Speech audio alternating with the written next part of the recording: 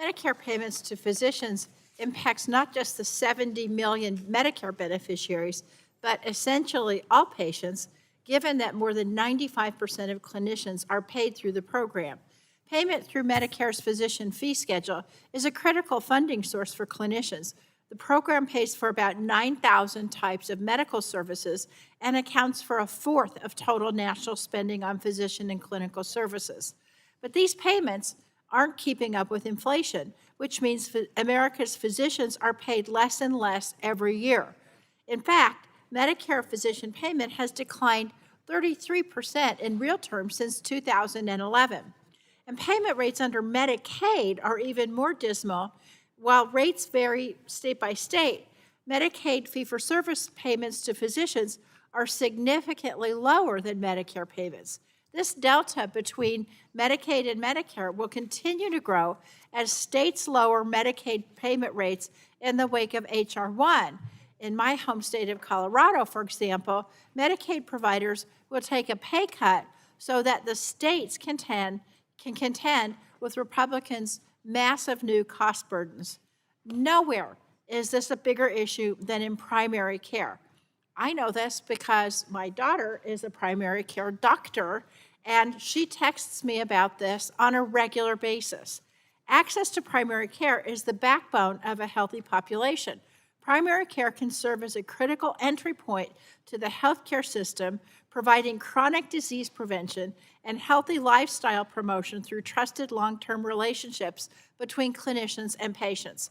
Systems based on primary care are associated with greater health equity, better health outcomes, and lower healthcare expenditures. But due to the inadequacy of payments and cumbersome administrative processes, the number of primary care physicians billing the Medicare fee schedule has slowly declined over the last few years. And fewer medical school graduates are choosing primary care over higher paid careers in specialty care, healthcare administration, or concierge care because lifetime earnings for primary care physicians average as much as $2.5 million below their specialist peers.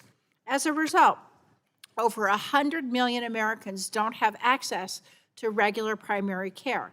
These 100 million Americans are without a reliable touch point to health care and lack coordinated management of their diabetes, asthma, or blood pressure, which means that they can have undiagnosed medical issues for years and may be forced to delay care until their preventable conditions become a health crisis. Across specialties, low payment rates force clinicians to weigh fundamentally impossible decisions.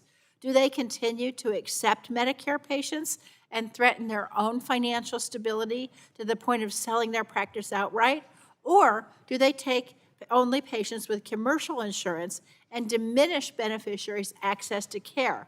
Do they pursue medical fields based on patient need or seek out specialties for which they will be adequately compensated and can financially pay off their mountain of medical school debt?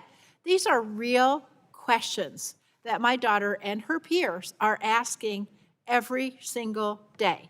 Serving our nation's seniors and individuals with disabilities should not be seen as a liability. They deserve the dignity of the best access to care. That's why even MedPAC, not exactly known for recommending reckless spending of tax dollars, has called for an inflationary update to Medicare physician payments. An increase based on the Medicare Economic Index, among other reforms, will not only ensure payment keeps up with the rising input costs, but also simplify the healthcare payment system.